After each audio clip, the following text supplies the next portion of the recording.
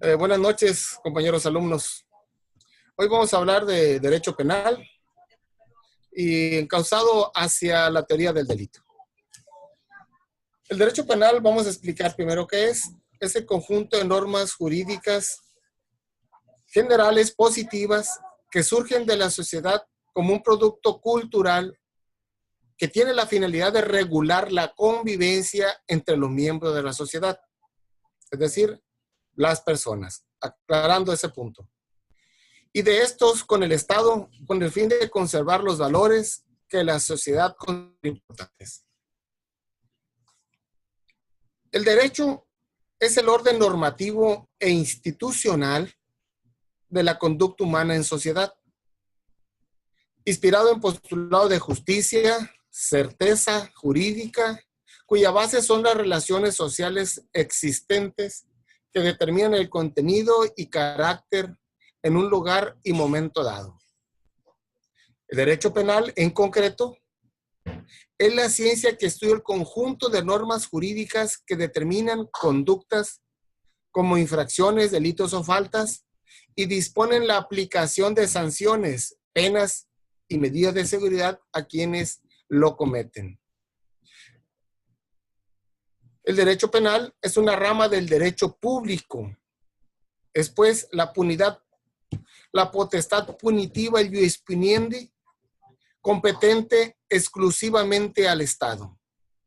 Se convierte en el ejercicio de esta potestad que representa la última ratio en la defensa de bienes jurídicos tenidos por fundamentales, que el delito lesiona de modo intolerable. Entre ellos tenemos la vida, la libertad, la integridad corporal, el patrimonio, etc. Las normas del derecho tienen la función de organizar la vida colectiva, garantizando el ejercicio de los derechos y el cumplimiento de las obligaciones que la sociedad impone a sus miembros. Históricamente, es casi imposible encontrar un tipo de sociedad que carezca de un sistema de derecho, también llamado jurídico o legal, toda vez que la coexistencia social tiene ciertos principios de conducta que la ordenen y la regulen. Por ello puede decirse que el derecho es consustancial a la vida social y de allí es donde surge, se desarrolla algún tipo de colectividad humana. Habrá aparecido también alguna forma de regulación colectiva que impone obligaciones y asigna derechos a los individuos. Algunos conceptos de derecho penal de algunos autores nos dicen, por ejemplo, Cuello Calón, conjunto de leyes que determinan los delitos y las penas que el poder social impone al delincuente. Mesger nos dice que es un conjunto de normas que regulan el ejercicio del poder punitivo del Estado, conectando al delito como presupuesto a la pena como consecuencia. Entonces, un concepto más común nos dice Flores Gómez y Carvajal Morenos que es el conjunto de normas jurídicas creadas por el Estado para regular la conducta externa de los individuos y en caso de incumplimiento está prevista una sanción. Ese es nuestro concepto de derecho que vamos a intentar entender.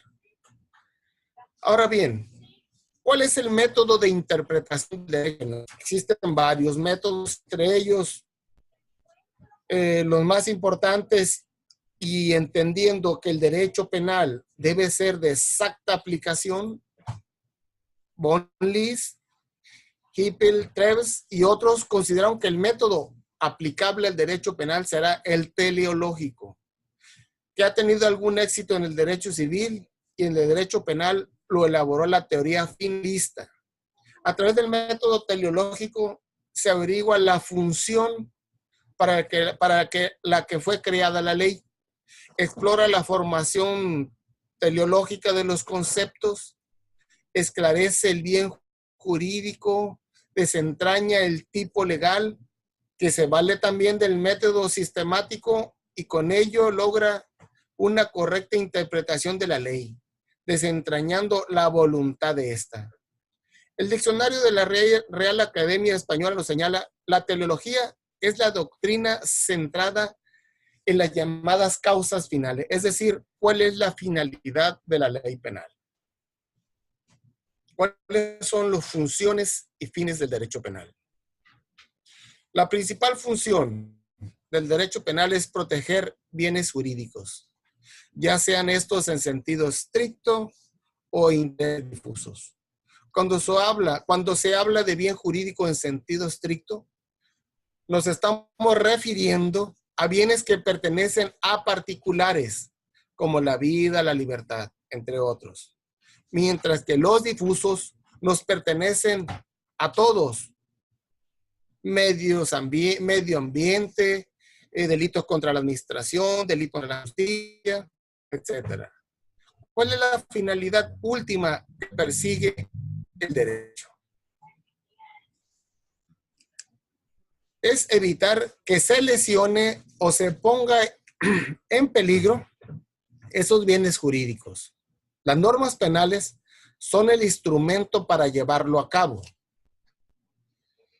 ya que la pena con que amenaza, intimida al colectivo social de no cometer el delito. Esta es una función preventiva general del delito. Ahora bien, la función del derecho general y especial. Existen dos tesis. La retribucionista, que es la función en la pena, en el castigo del delincuente por el delito cometido. Son las teorías absolutistas. Hay que darles una pena por la comisión del delito. Y las teorías relativas o preventivistas, que se centran en la evitación de delitos futuros. Según los defensores del retribucionismo, la función de la sanción es el castigo del delincuente por el delito cometido. La pena constituye en sí misma una realidad absoluta identificada con la justicia, por lo que también se denomina teoría absoluta. Castigar al delincuente es un modo de hacer justicia por el delito cometido. En toda norma jurídica tiene que existir un bien jurídico, individual o colectivo, para elegir qué bienes jurídicos tienen que ser protegidos penalmente por el legislador, que debe atender a varios principios. Esos bienes jurídicos, ¿qué principios deben de tener? Principio de fragmentariedad.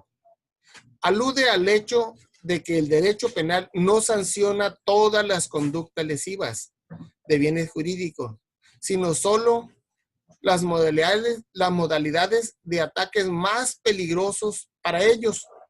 Es el carácter subsidiario de última ratio, significa que solo se deben recurrir al derecho penal cuando los demás medios de que dispone el Estado resultan ineficaces o insuficientes. Otro principio es el de subsidiariedad. El derecho penal es subsidiario. Actúa cuando la protección mediante otros sectores del derecho es ineficaz. Es decir, vamos a dar un ejemplo. Derecho familiar. La obligación de dar alimentos.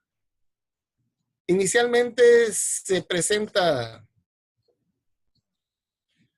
la denuncia de incumplimiento de alimentos ante un juzgado familiar. Una vez que se sentencia al sujeto de incumplimiento de alimentos y no cumple, el siguiente paso que es, vamos a llevarnos al derecho penal un asunto familiar para exigir su cumplimiento. Otro principio que tenemos de mínima intervención. El derecho penal debe tener el carácter de mínima, de última ratio por parte del Estado para la protección de los bienes jurídicos y solo para los más importantes debe intervenir frente a los ataques más graves. Y otro principio que tiene el derecho penal, intervención legalizada como control del poder punitivo estatal. Ese principio de legalidad que debe estar obligado a sujetar a la autoridad. Así pues, el derecho penal realiza su misión de protección de la sociedad, castigando las infracciones ya cometidas, por lo que es de naturaleza represiva. También cumple la misma misión por medio de la prevención de infracciones de posible comisión futura, por lo que posee también una naturaleza preventiva. Entonces, es represiva y preventiva.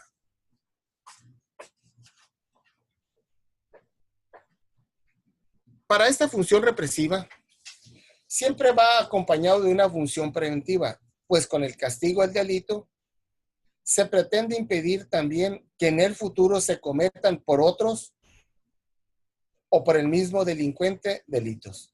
Es decir, te hago saber que aquí hay una conducta que fue sancionada. Si tú la haces, te va a pasar lo mismo, vas a tener esa misma sanción. Entonces, esa es la función preventiva que hace saber. Ahora bien, podemos decir que el fin del derecho penal es la protección de la sociedad frente a las conductas más gravemente antisociales.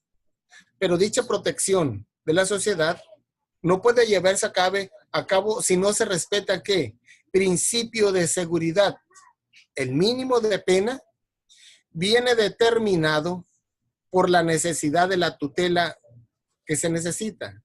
El respeto de la dignidad de la gente al imponer una sanción en relación con el hecho. El máximo de la pena viene fijado por la gravedad del hecho y la culpabilidad de la gente. Y el principio de legalidad.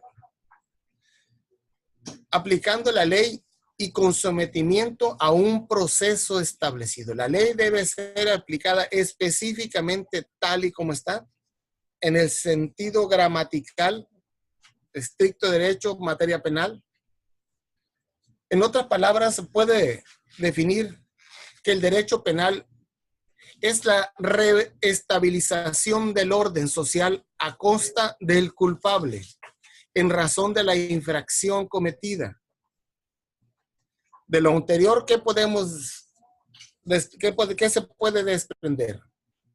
Que la función del derecho penal es dar garantías a los ciudadanos.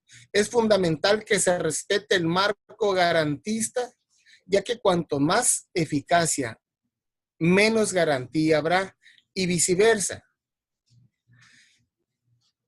Existe un enorme marco de garantías detrás del derecho penal.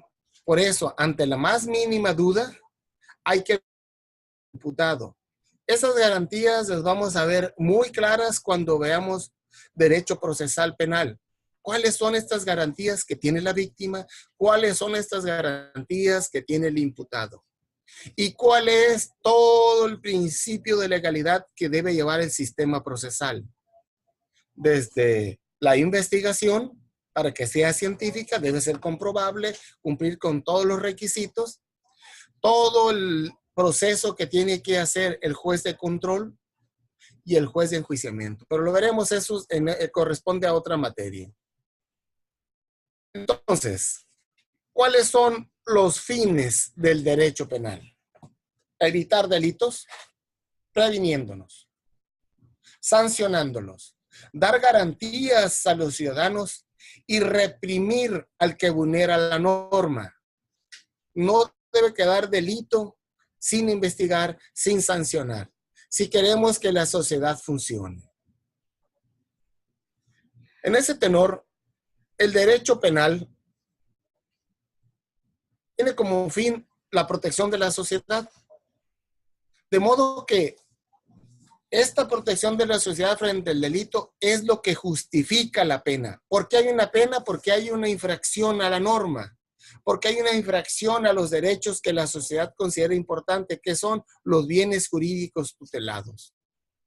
Este bien jurídico tutelado lo veremos ampliamente cuando hayamos visto los elementos del tipo penal. Ahora bien, es importante dejar claro cuáles son las ramas de la ciencia del derecho penal. Teoría del delito, la teoría penal, la teoría del delincuente y teoría de la ley penal. Nosotros vamos a abocarnos en este módulo a la teoría del delito. Vamos a explicar qué es, en qué consiste y qué es lo que busca la teoría del delito. La teoría del delito es la base del derecho penal. En la UNAM nos dicen que la teoría del delito es un sistema de hipótesis que exponen a partir de una determinada tendencia dogmática. ¿Cuáles son los elementos que hacen posible o no la aplicación de una consecuencia jurídico-penal a una acción penal? O sea, solo se sancionan personas. ¿Por qué es un sistema? Porque representa un conjunto ordenado de conocimientos. ¿Por qué es una hipótesis? Son enunciados que pueden probarse, atestiguarse o confirmarse solo indirectamente a través de la consecuencia jurídico-penal. Porque es una tendencia dogmática. No existe unidad al ser parte de la ciencia social. El derecho pertenece a las ciencias sociales respecto de la postura con que debe abordarse el fenómeno social, el fenómeno del delito. Por lo que existe más de un sistema para explicarlo. ¿Qué es la consecuencia jurídico-penal? El objeto de estudio de la teoría del delito es todo aquello que da lugar a la aplicación de una pena. O sea, toda conducta que pugne contra el sistema penal debe ser analizado para aplicársele una sanción. Entonces, la teoría del delito, como parte de la ciencia penal, se ocupa de explicar qué es el acto ilícito. Para tales fines tiene la misión de señalar cuáles son las características o elementos esenciales de cualquier delito. Vamos a ver cuáles son. De esa forma, debe de superar definiciones genéricas o ambiguas, que pueden ser admisibles para ciertas áreas de estudio o útiles para otros ejemplos, por ejemplo, en el ámbito social, en el ámbito criminológico, pero no para precisar el hecho específico que la legislación sustantiva penal señala. Ahora bien, el doctor Raúl Zaffaroni, ¿cómo define él qué es la teoría del delito? Nos dice que es una construcción dogmática que nos proporciona el camino lógico para averiguar si hay delito en cada caso concreto. Razón por lo que no puede limitarse a definirla como una conducta dañosa que afecte intereses a terceros o que vulnera derechos de sus semejantes o peligrosas para la convivencia social. Es decir, es los pasos que debe de seguirse para analizar si esta conducta es delictiva o no. De allí la importancia de empezar a definir cuáles son esos elementos. La teoría del delito formula y responde a una serie de cuestiones o preguntas como son: ¿cuándo existe una conducta antisocial penal?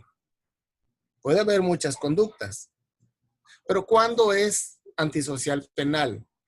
¿Cuándo se manifiesta esta conducta antisocial? ¿Cuándo una conducta es típica? ¿Y por qué es típica? ¿Cuándo una conducta típica es antijurídica? ¿Y cuándo una conducta típica antijurídica es culpable?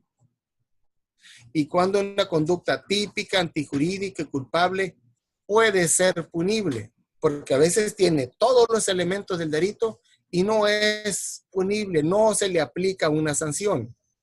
Ahora bien, ¿qué es delito? El artículo 7 del Código Penal Federal nos dice que delito es el acto u omisión que sanciona las leyes. Entonces, conducta humana que sea hecha de acción, con voluntad, o de omisión, pero que la omisión también tenga voluntad. La palabra delito viene del verbo latino delinquere, que significa abandonar, apartarse del buen camino. Luego entonces tenemos aquí que entender que el derecho penal nos señala cuál es el camino que debemos seguir para no romper con la norma social. Gómez Quintanilla nos dice que el delito es un comportamiento típico, antijurídico y culpable. O sea, comportamiento pues lo tenemos nosotros, las personas. No hay mucho problema con él. Ignacio Villalobos nos dice que es un acto humano, pues también típico, antijurídico y culpable. O sea, nada más los humanos podemos cometer conductas antisociales. Todavía muchos estudiantes preguntan, ¿y si los animales? Los animales no tienen voluntad, por lo tanto, se excluyen de esa parte. Rafael de Pina nos dice que es un acto u omisión constitutivo de una infracción de la ley penal. Los otros que vimos nos dan elementos ya del delito. Definiciones de las que se desprende o se hace una abstracción de la imputabilidad. Ninguno de los conceptos que vimos nos señala la pena.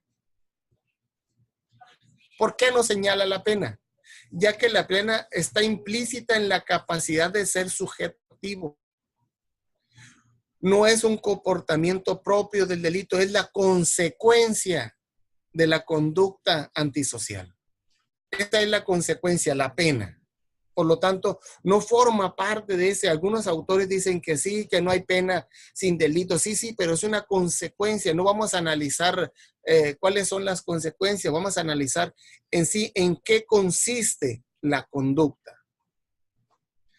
Bueno, entonces veamos cuáles son esos elementos del delito. El delito tiene diversos elementos que conforman un todo debidamente escalonado. Ahí sí, el orden de los factores sí altera el producto. Maurach nos dice que el delito es la acción típica, antijurídica, atribuible. Belling dice que es la acción típica, antijurídica, culpable, sometida a una adecuada sanción penal y una de las condiciones objetivas de penalidad. Mesger señala que, ¿qué nos señala Mesger? Que el delito es una acción típica, antijurídica y culpable. ¿Qué deducimos de estos tres conceptos de estos autores alemanes? Que toda conducta sancionada penalmente tiene 4 elementos: conducta típica, antijurídica y culpable. Hay otros autores que le dan otros elementos. Aquí vamos a ver cuáles son los elementos que utiliza la Suprema Corte de Justicia Nación para determinar cuándo una conducta es típica, una conducta es delito. ¿Y cuáles son esos elementos que debe de tener estas conductas? Vamos a verlos de esta manera. Primeramente, la conducta. Dijimos que la conducta puede ser de acción u omisión. ¿Cuál es el elemento positivo para que esa conducta pueda ser constitutiva del delito? La voluntad. Esa conducta de acción y omisión, si no tiene voluntad, hay una ausencia de voluntad, no puede considerarse una parte del delito. Ya más adelante explicaremos esa parte en la siguiente videoconferencia con algunos ejemplos. La tipicidad. ¿Cuáles son los elementos de la tipicidad? Elementos objetivos, subjetivos, normativos y subjetivos específicos. Vamos a explicar en qué consisten esos elementos para poder determinar si una conducta es constitutiva o no de un delito. Entonces, si existen esos elementos, estamos elemento positivo, que hay tipicidad.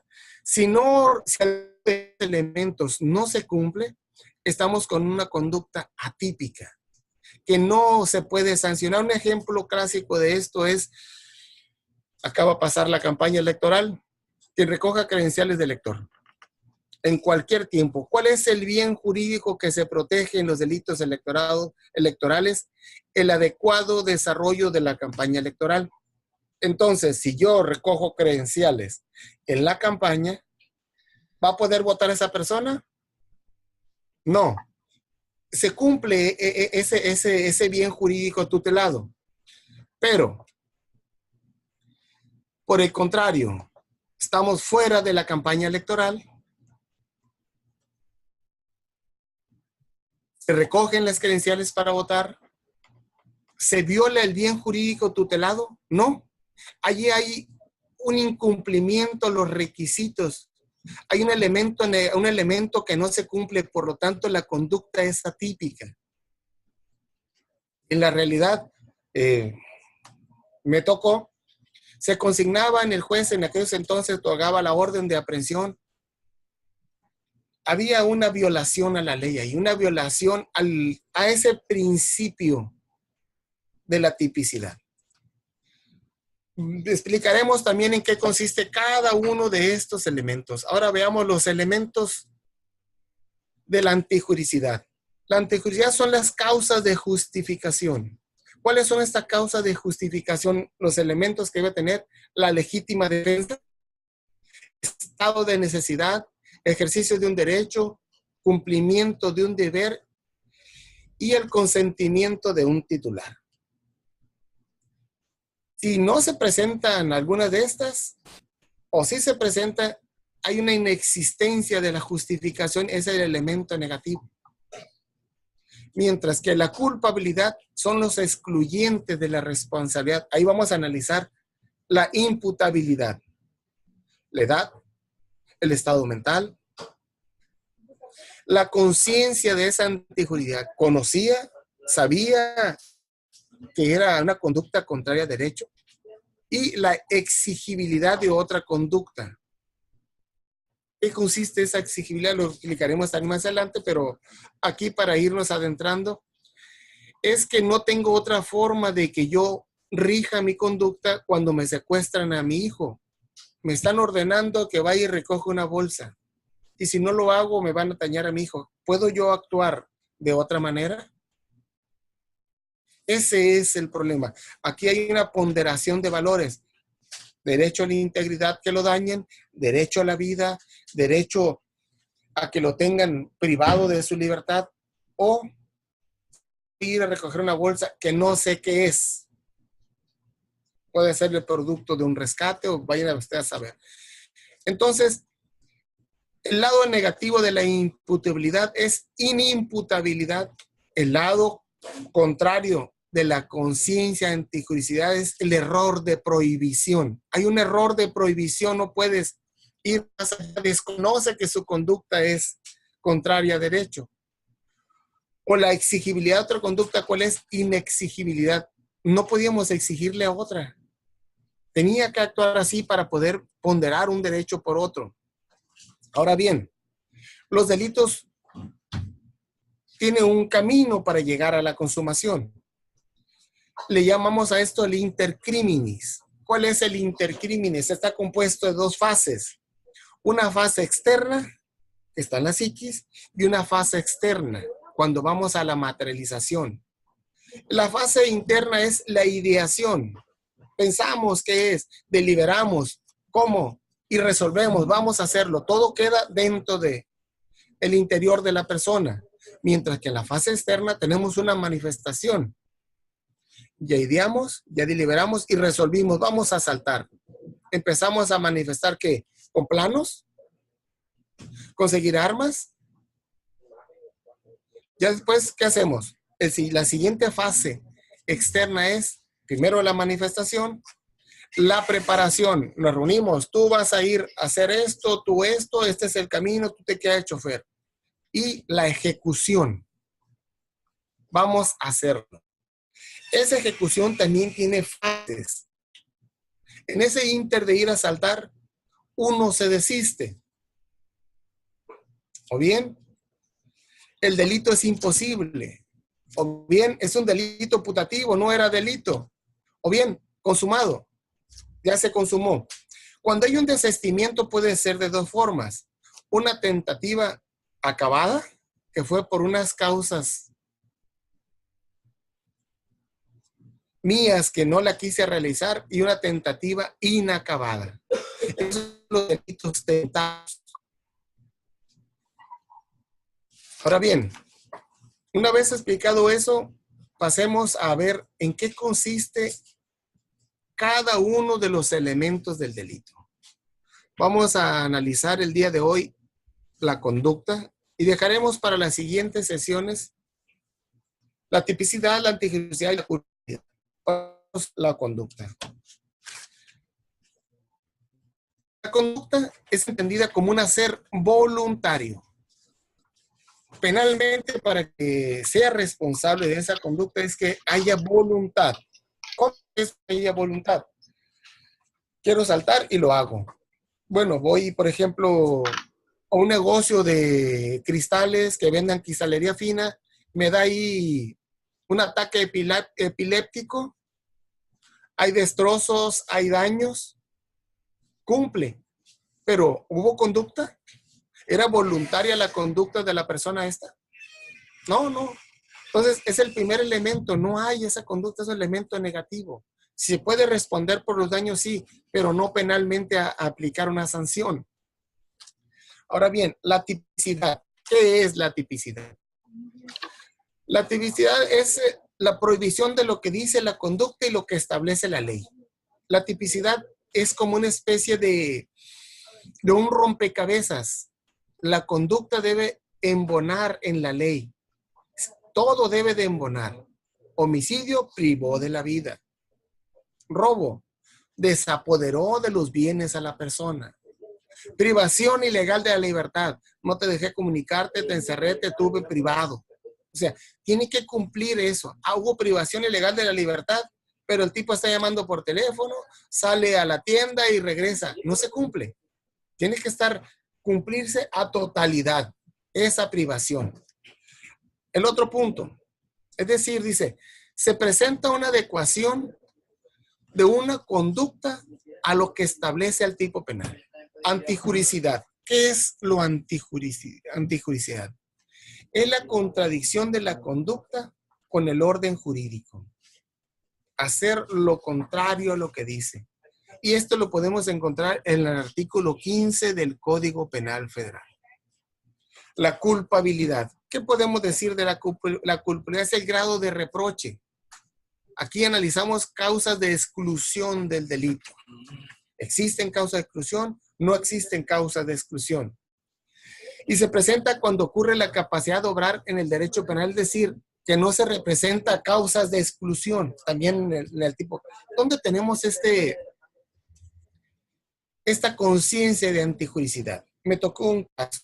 Son un par de gemelas, idénticas las dos. A la hora de ir a votar, va con su credencial de elector, pero por error toma uno del otro.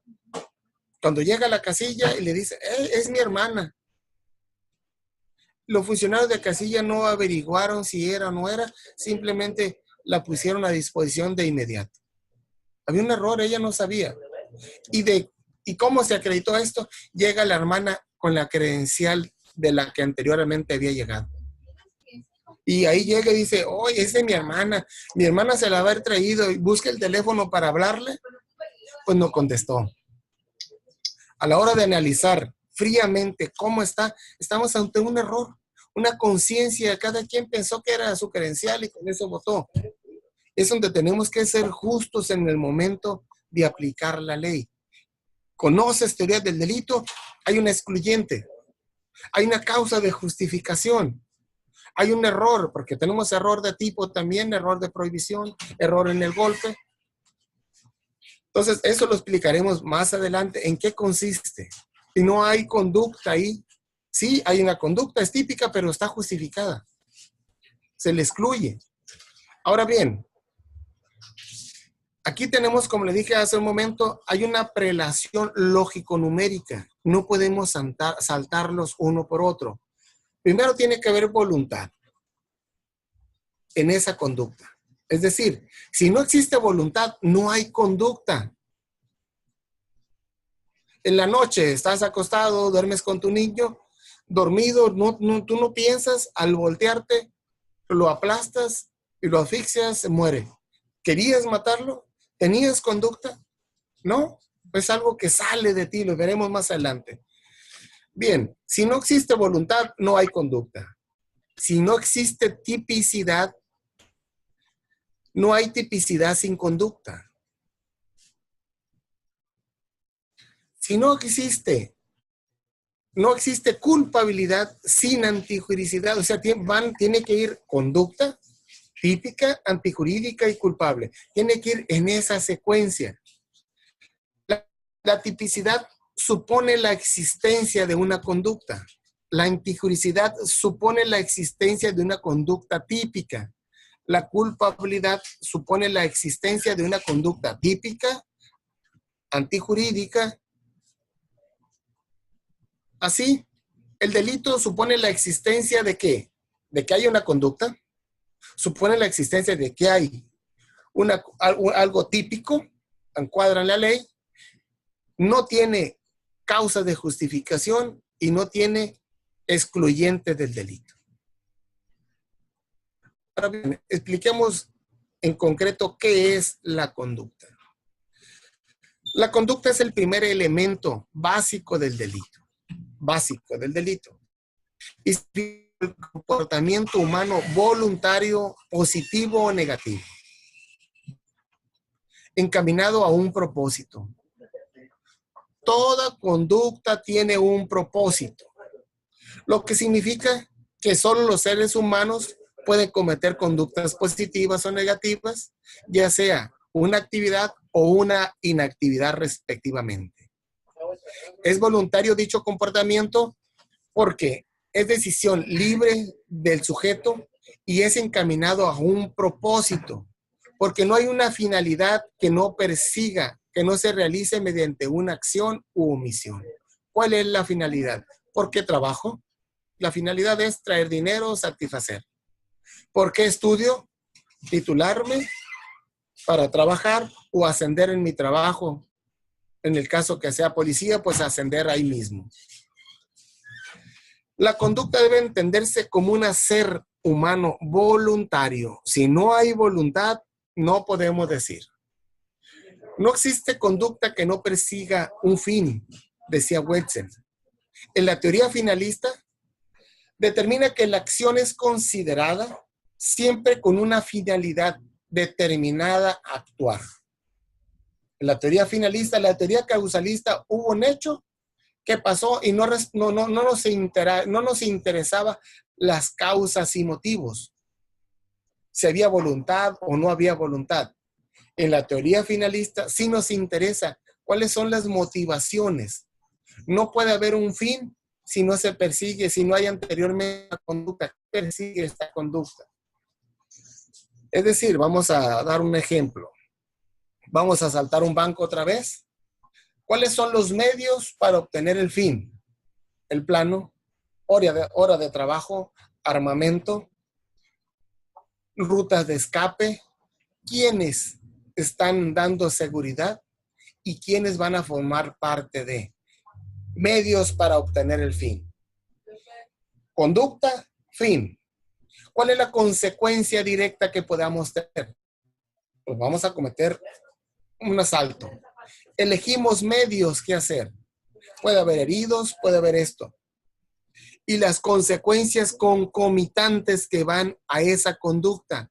¿Cuál es? Que se hiera al guardia, que se mate al guardia, que se mate a una persona. Son las consecuencias concomitantes, los daños colaterales que conllevan a la conducta y que son parte imputable al sujeto.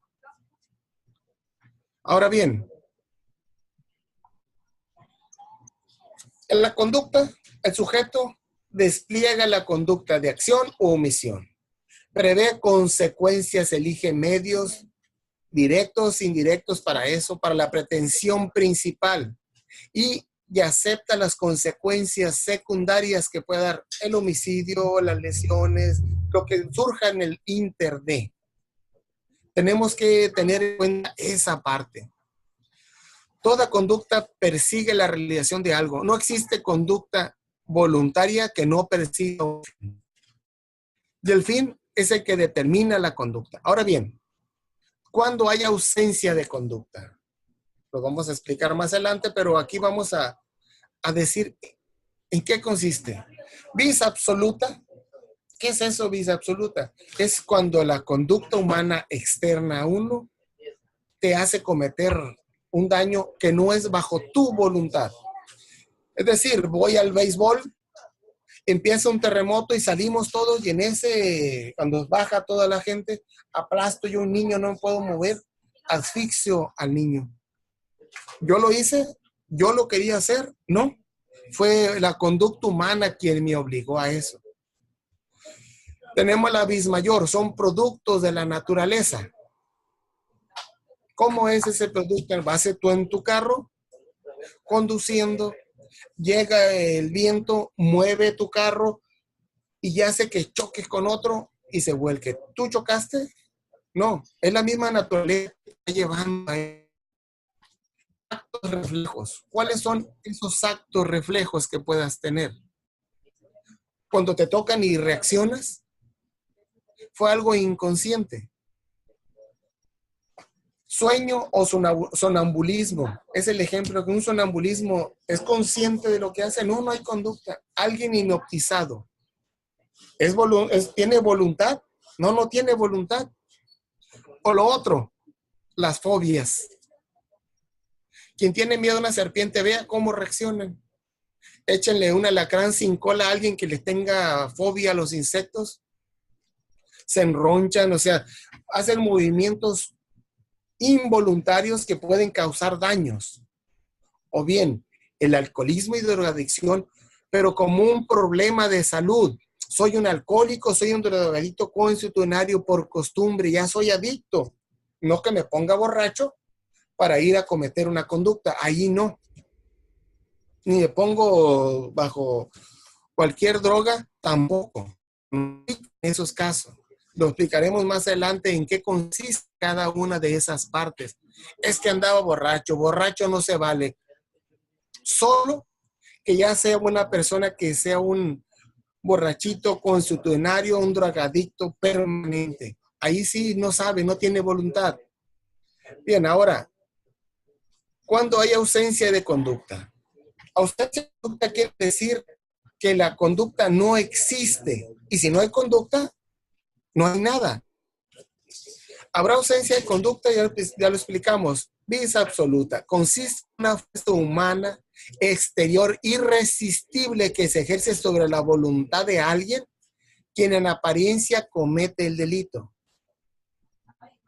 Béisbol, empieza a temblar, salimos y aplastan. El caso de la discoteca New Divines en México. Murieron aplastados. ¿Por quién? Pues las mismas personas asfixiaron ahí. ¿Quién fue el responsable? Nadie. Hay un responsable porque las puertas de seguridad estaban cerradas. Sobre ese recayó la conducta. La vis mayor dijimos que era por la naturaleza. Actos reflejos son los que obedecen a acciones no percibidas por la conciencia o por la transmisión nerviosa.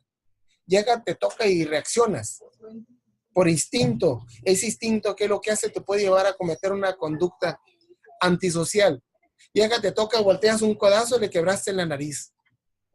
Ahí tenemos un resultado que no es atribuible. Llegaron, te picó en las costillas, reaccionaste. Si eres karateca, reaccionaste de una patada, en fin.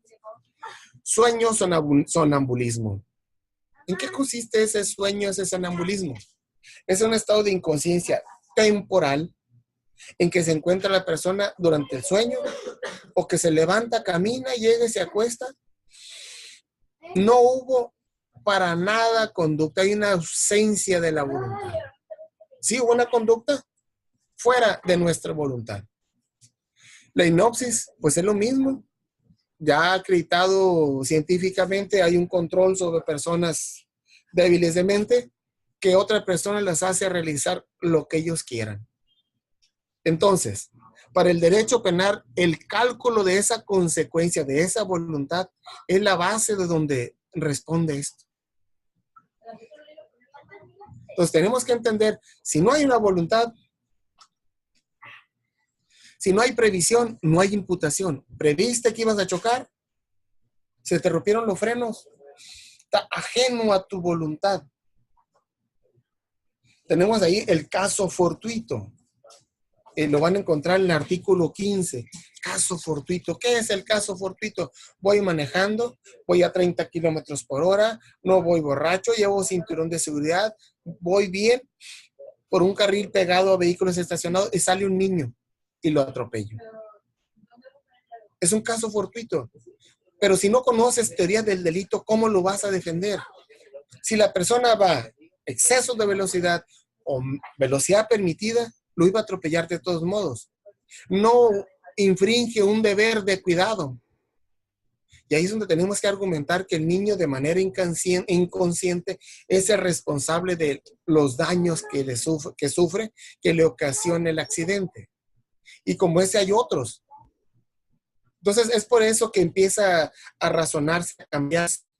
Quienes atraviesan a media cuadra, que no es el área de tránsito, ¿quién es responsable? Sale de repente, lo atropella y uno tiene que pagar los daños ocasionados cuando el peatón es el irresponsable. Entonces, ese cálculo de las consecuencias es lo que interesa al derecho penal.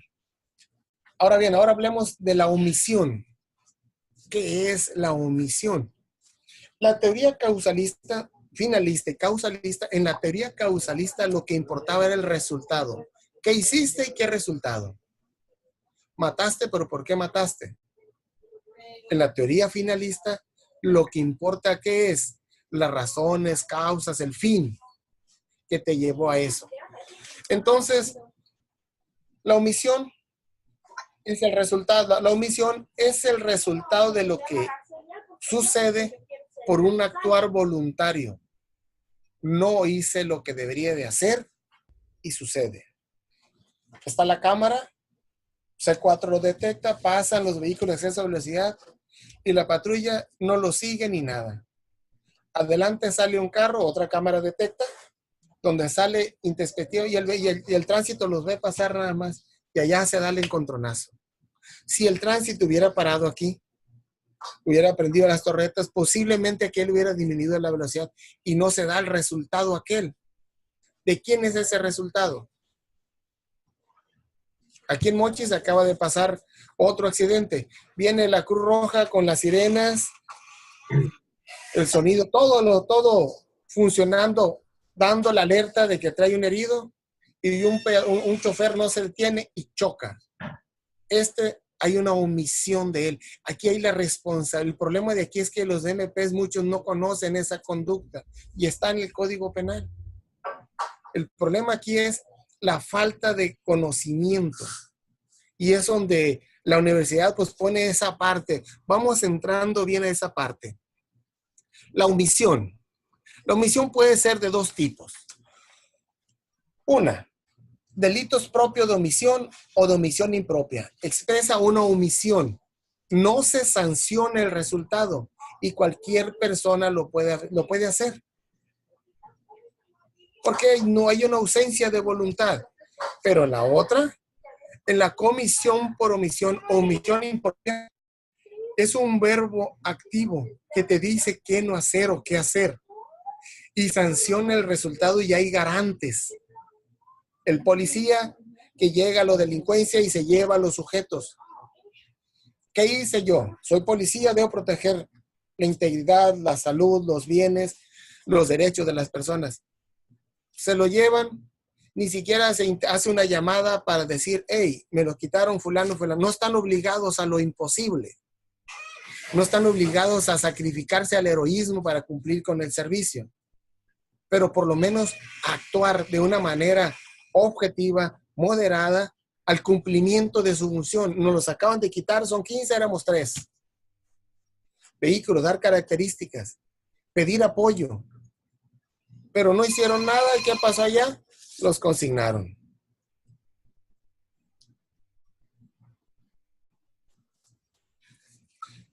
Hágalo. Dale, mamá. Bueno, ¿cuáles son las fuentes de la calidad de garante? ¿De dónde surge esto? Es fuente de la calidad de garante para que se sea responsable de la omisión. Esto de la que ley garante surge en el siglo XIX. El derecho penal viene todo de los alemanes. Feuerbach fue el primer jurista que concibió la calidad de garante en la ley y en el contrato. Después, mucho más acá, 2003, el español Guy Nordey dice que la posición de garante es la posición que destaca a una persona o varias personas de entre todas las demás que le hacen responsable del bien jurídico penal protegido. Y que en consecuencia, si no evita la lesión, se le atribuye este igual como si lo hubiera realizado mediante una acción. Aquí le llama omisión impropia. La calidad de garante es una relación especial entre el sujeto y el bien que tutela. ¿Cómo es esto? Está una persona en un banco, otro sujeto atrás, sacando el dinero. El sujeto que está atrás saluda amablemente al policía. El policía, pues, lo saluda, se sigue su camino, llega a la esquina, sale de la caja, con el policía, y el que saludó al policía, huye. Estamos ante una omisión. Allí no hay una apreciación debida. El policía piensa que sí, pero no hay una omisión ahí. Omisión es cuando de manera voluntaria, consciente, intento yo no hacer lo que debía hacer. Ese es el problema. Entonces, la calidad de garante debe ser idónea, no simular. Aquí no simuló el amigo, fue una falsa apreciación para evitar la lesión típica. Y la lesión le será atribuida de tal manera como si ella se le hubiera producido. Y hay muchos ejemplos que últimamente aquí como abogado litigante pues voy viendo y vamos promoviendo, otras están en camino. Entonces, eso es lo importante.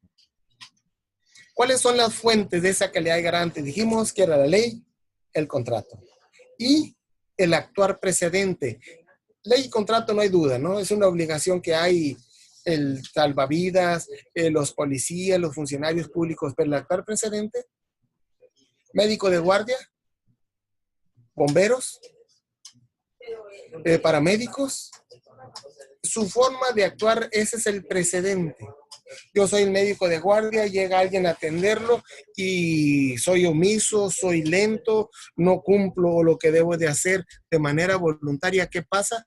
Fallece, se empeora el asunto, soy responsable de eso. Ese es el actuar precedente, bajo la teoría formal del garante. Después vamos a cambiar otras leyes, ahí te los voy a mandar por material, a su correo les voy a mandar todo este material. Ustedes pueden buscar más en internet, pero ya especificadito, ahí te va. Ahí va la carnita con lo que tú puedes hacer el asunto.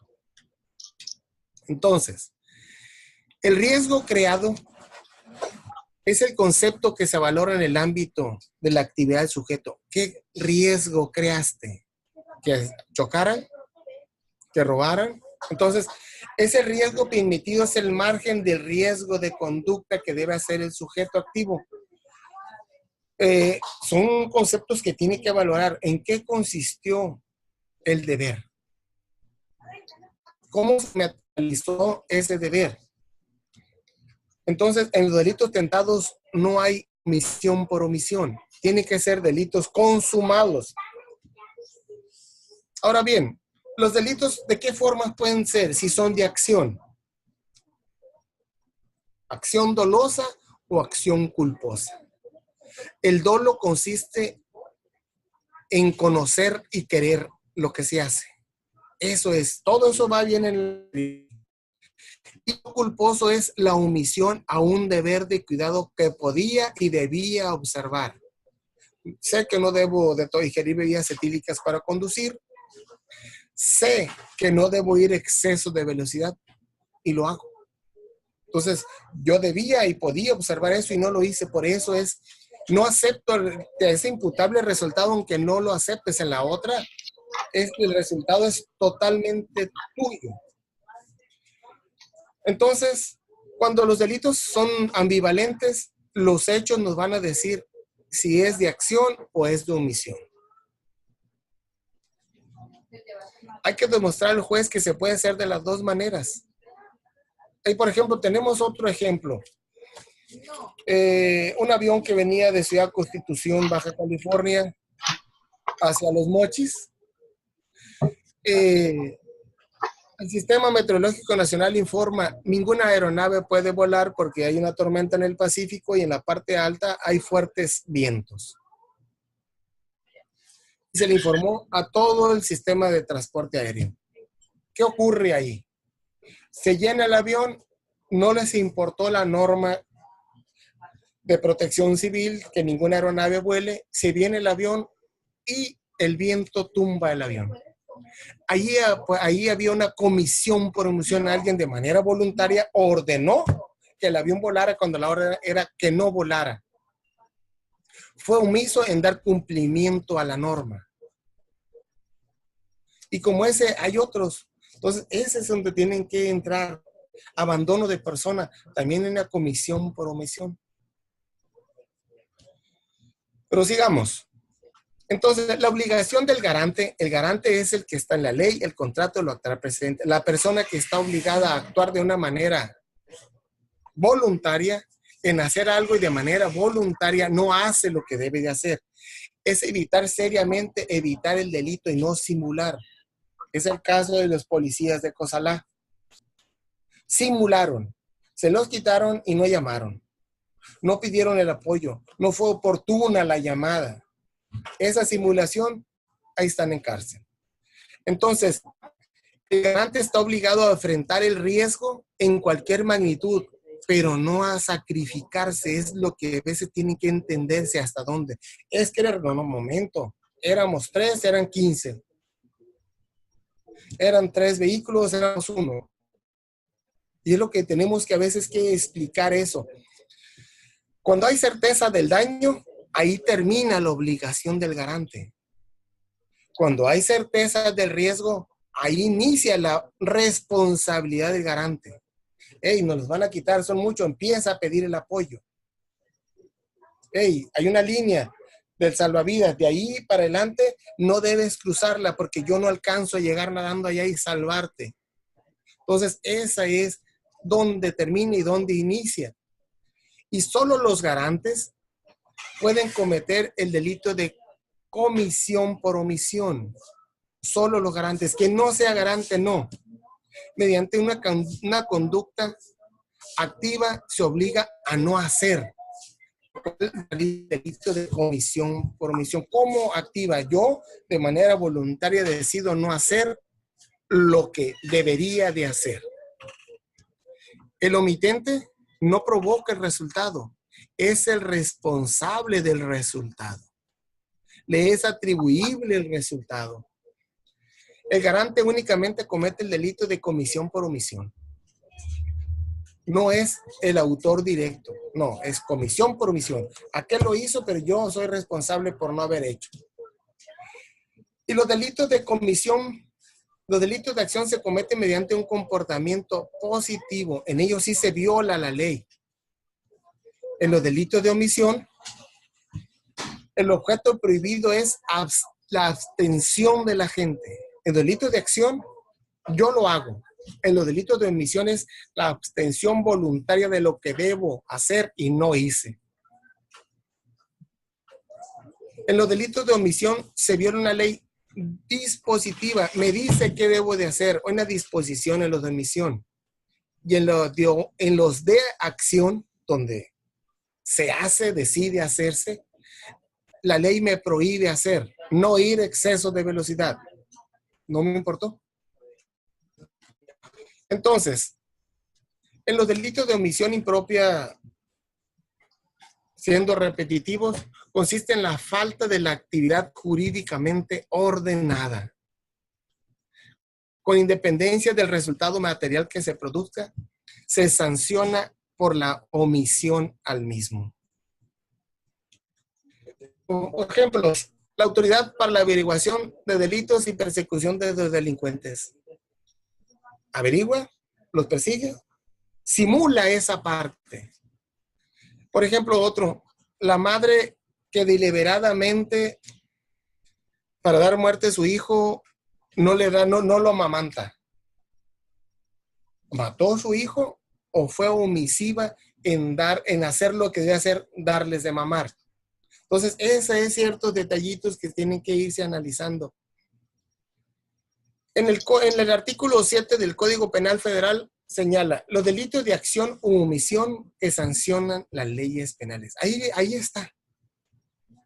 El delito es el resultado material que le es atribuible a la persona. En estos casos se considera que el resultado es consecuencia directa de una conducta omisiva. O sea, la omisión trajo como resultado un hecho. Dice que es oportuno recordar, en nuestro país se introdujo muy tarde los delitos de comisión por omisión en 1994. Y desafortunadamente se incluyó la teoría formal del deber jurídico. O sea, esa teoría formal del deber jurídico ya estaba muy rebasada. Pusimos en nuestro Código Penal un tipo penal que ya estaba rebasado, ya estaba acotado, tenía muchas críticas. Mientras que en el DF, mucho más moderno, el artículo 16 del Código del Distrito Federal, actualmente de Ciudad de México, fíjate bien qué dice: acción o omisión que sanciona las leyes, punto. Código Nacional, Código Penal Federal. Mientras en el Distrito Federal dice: en los delitos de resultado material será atribuido el resultado típico producido a quien omita impedirlo, si tenía el deber jurídico de evitarlo. Sí, y empieza la fracción primera. Es garante del bien jurídico. O sea, ya nos está señalando. El otro hay que argumentarle, explicar por qué la ley contrato. 2. De acuerdo a las circunstancias, podía evitarlo. 3. Su inactividad es en su eficacia equivalente a la actividad prohibida del tipo. O sea, nos va dando más de dónde, cómo podemos hacerlo. Y luego continúa. Es garante del bien jurídico el que aceptó voluntariamente, efectivamente, su custodia.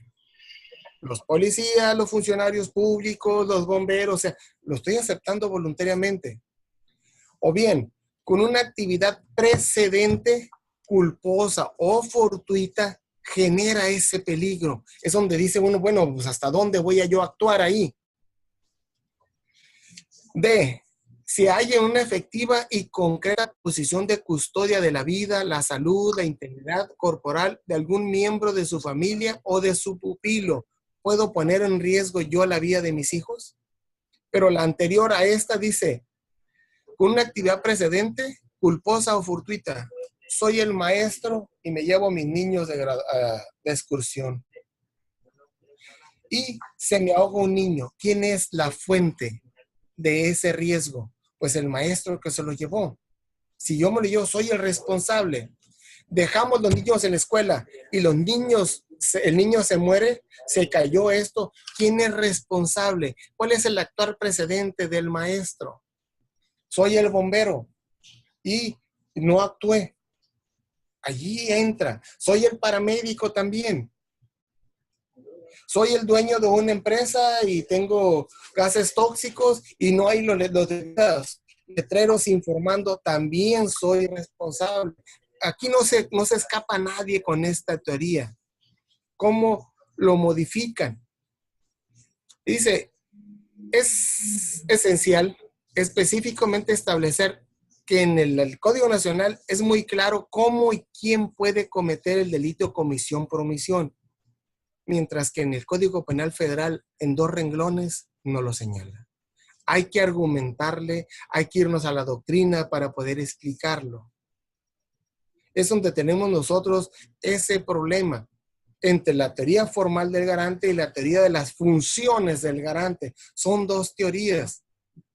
La teoría de las funciones del garante es la más vigente, la que no deja ningún recoveco y va para su estudio completo en el material que te voy a mandar o que les voy a mandar a todos para poder entender qué es eso. Desde un punto de vista histórico dogmático, es el primer eslabón de desarrollo de la búsqueda de esas fuentes de garante.